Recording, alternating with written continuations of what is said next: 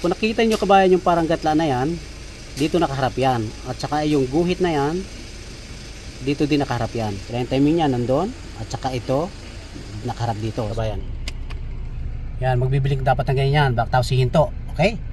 Tapos pipihitin natin. Ang pag naman kabayan, ipupush ninyo pababa, pihit papunta rito. Okay? Ganyan o. Yan, nagbibiling ng ganyan. Tapos dapat hihinto yan. Ayan kabayan. So mga kabayan, welcome back to my vlog, Superman Travels. So mga kabayan, good morning sa inyo lahat. At tayo po kabayan ay i-update ko kayo kabayan doon sa pinapalitan nating piyesa. Napakamahal pa naman ito kabayan. All-wheel drive actuator. Okay?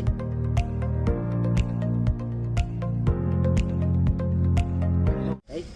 Yung 2H at saka 4H, saka yung 4 low. So ayan kabayan, napalitan na natin ng bago. So kabayan, ang nahirapan ako sa pag-timing nito. Okay? So yung in-upload po natin ay yung pina-aprubahan lang natin. So tama yung diagnose natin. So pinapalitan natin ng buong actuator. So pinakita ko sa inyo doon sa isa nating vlog na in-upload natin na sira yung gear. So ngayon pinalitan ng bago kasama yung shop. Papakita ko sa inyo ito. So kabayan, ito na-testing ko na, okay siya. Okay na siya kabayan. So hindi na siya nag-biblink. Ang nahirapan lang kabayan ako ay sa pag-timing nito. Okay? So mga kabayan, kung bago pala sa channel to, please subscribe and hit on that notification bell para palagi updated sa mga i-upload ni Superman Travels na video dito sa Western Perth, Australia. So ulitan ko lang po mga kabayan, ito po kadugtong nung in-upload natin nung nakaraan sa all-wheel drive actuator. Ito. So siyempre ipapakita ko sa inyo yung resulta kung siya po ay umukay na. Minsan hindi ko naman nabibidyohan kasi may bantay ako. So ngayon wala akong bantay kaya nabidyohan natin. So ipapakita ko sa inyo yung tamang timing. Okay, let's go.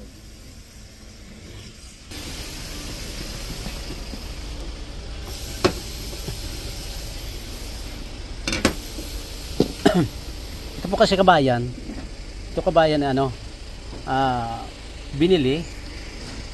bumili ng bago. Ito yung luma kabayan. Ito yung pinakita ko sa inyo kabayan dati na may haros yung gear. So yung pakabigay sa akin ito nung bago ay may kasamang ganito. So ang ginawa ko ay tinanggal ko to.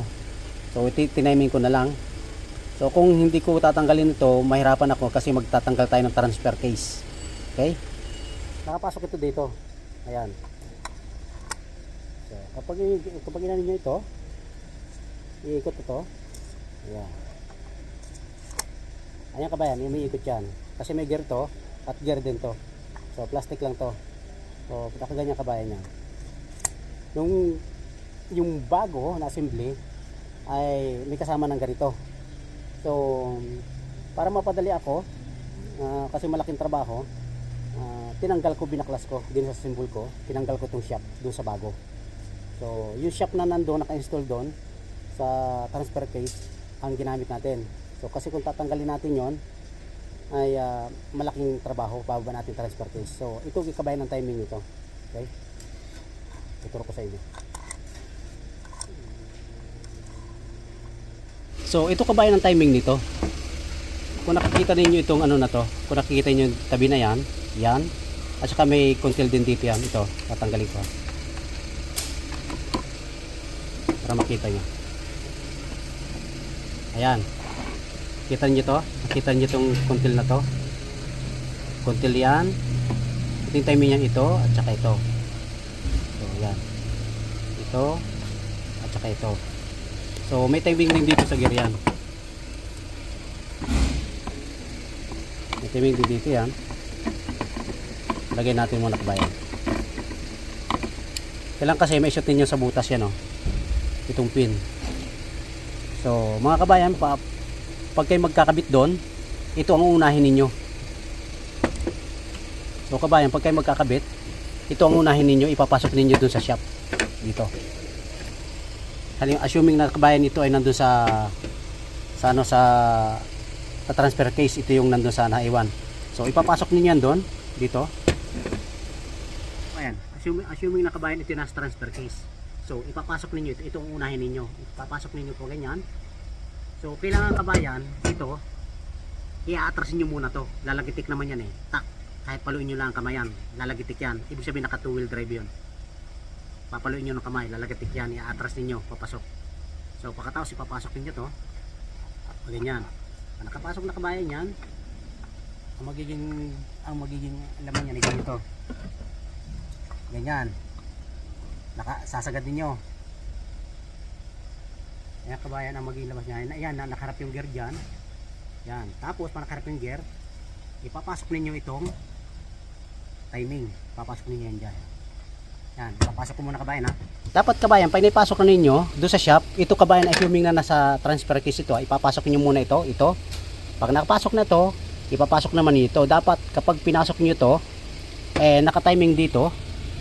Naka-timing dyan, dito sa kuntil na to at saka dito sa gilid na to. Yan, yan. So kasi kabayan, pag pinapasok mo to, umiikot ito. Kasi may gear siya. So, minsan sobra, minsan kulang. So, kailangan masakto mo yan dyan kabayan.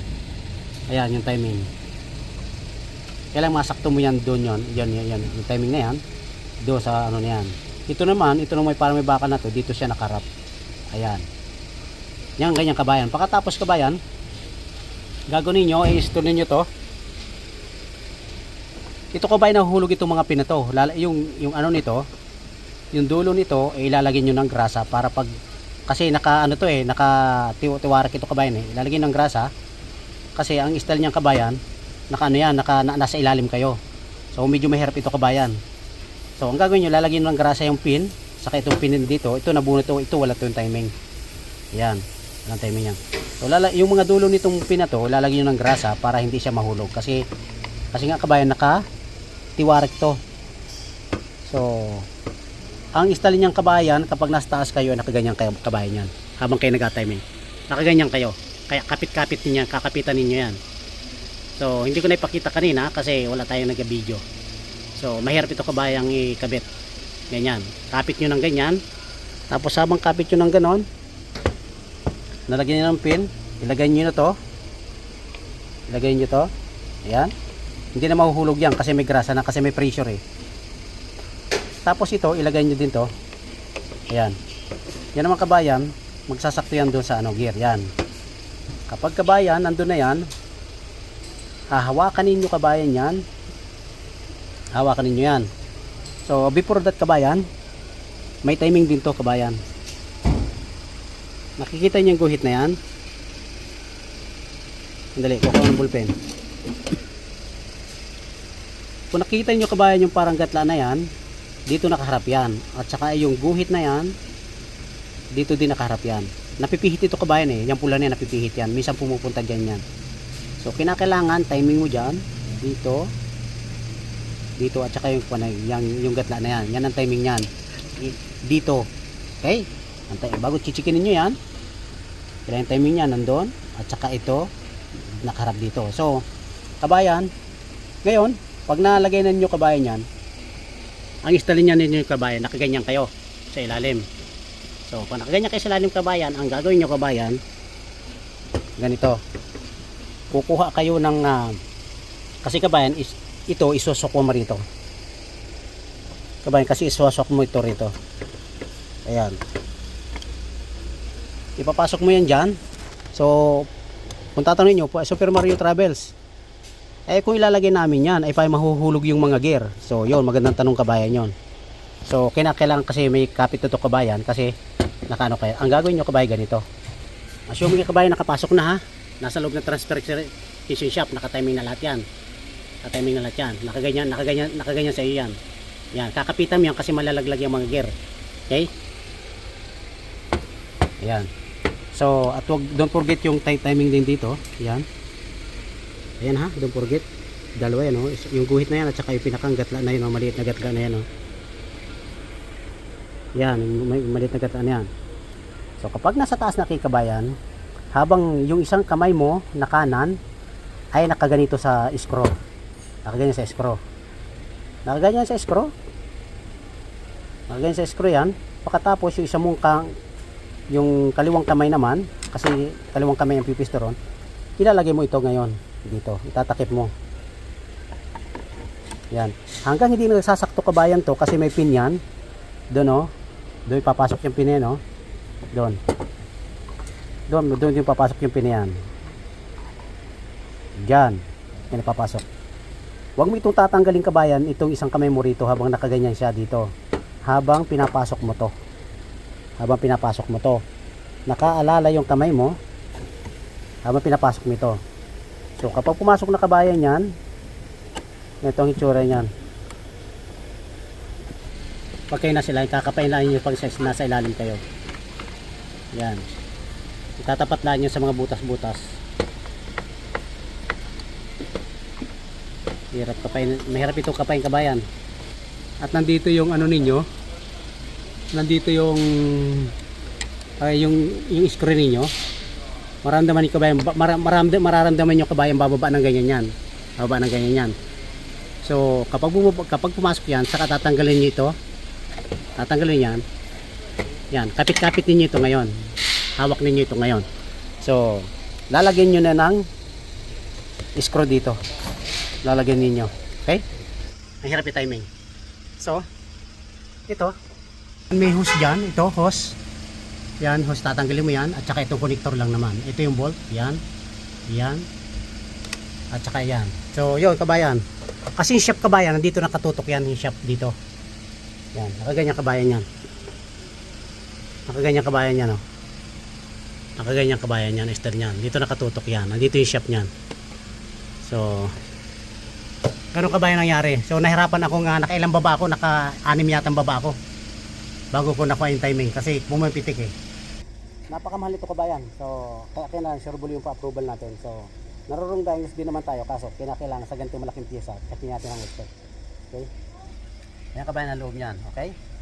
So kung nagustuhan nyo kabayan ang video nito, please subscribe and hit on that notification bell para palagi kayo updated sa gagawin video ni Super Mario Travel. So tandaan nyo kabayan yung instruction ko para malaman din ninyo.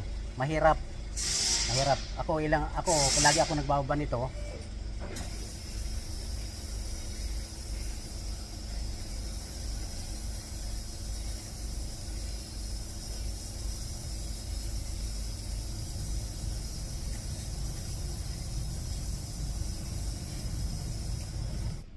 So ayun kabayan, nandito na tayo sa loob ng sasakyan. At ito ay papaanda rin natin, okay? So, push button kasi kabayan ito. Engine start. So ayan kabayan. So ayan, ipitin natin sa H4. So magbiblink yung 4-wheel drive. So bago ihinto kabayan yan, dapat ganyan ang tamang operasyon yan. So ayan, dapat ganyan ang tamang operasyon yan. So pagkatapos lagyan natin sa L4. So magbiblink yan, nagbiblink. Hindi natin nabidyan, nagbiblink lang. Pagkatapos lalabas yung traction, tapos hihinto. Ibig sabihin kabayan, good, very good, excellent yung pakagawa natin. Okay, babalik natin. So mawawala ngayon yan. So ayan. So sa H2 ito yung 2-wheel drive. Yan, nawala ang kabayan. Okay. So ayun. So lagyan natin sa H4 4-wheel drive yan kabayan. Yan, magbibiling dapat ng ganyan, tapos hihinto. Okay. Tapos pipihitin natin. Ang pag naman kabayan, ipupush ninyo pababa, pihit papunta rito. Okay? Ganyan o. Yan, nagbiblink ng ganyan, tapos dapat hihinto yan. Ayan kabayan, dapat hihinto ng ganyan yan, tapos lalabas yung traction. Ibig sabihin good siya, excellent ang pakagawa natin. Okay? So ito, babalik na natin. Mawawala na yan. Ayan, mawawala na siya, di ba? Tapos babalik natin. Mawawala din yan, okay? So ayun kabayan, okay na. So baka minsan Baka minsan kasi isipin nyo kabayan, hindi ko pinapakita kung natapos na hindi kasi yung video minsan nung nakaraan ay putol. Hindi ko na ipakita sa inyo yung isang ginawa natin na video. Sabi ko tapos na yon, okay na. Ay hindi ko naman ipakita kung okay na. Pero okay na kabayan yon, na-release na nga. So ito din, okay na kabayan. So ito ay continuation ng video natin nung nakaraan na ano ninyo kabayan na napanood ninyo na. So please paki-share lang kabayan yung mga video natin para matuto rin po mga kabayan yung mga natin, mga kasamahan, kapwa Pilipino. So hindi lang ako makapag-video kayo habang nag-timing ako kasi sobrang hirap i-timing kabayan. So nakailang nakailang baba ako kabayan at saka walang magbibideo eh. Kailangan dalawang kamay ang hawak talaga. So ganun po mga kabayan, ini-explain natin kung paano remedyohan. So ayan, kung ayaw niyo mag-timing kabayan, ibaba niyo yung transfer case. Isang salpakan lang yon, okay? Sa akin kasi tinanggal ko yung shop na bago, tiniming ko na lang. So kasi minsan nagbiblink yung 4L na yan. So ganun lang gagawin niyo. May lilinisin lang kayo, minsan nawawala ng grasa. Yan, kaya naharus yung yung gear. So minsan lalagyan niyo ng grasa na nare-remedyohan yon. So okay, yung isa nga nilagyan ko ng grasa.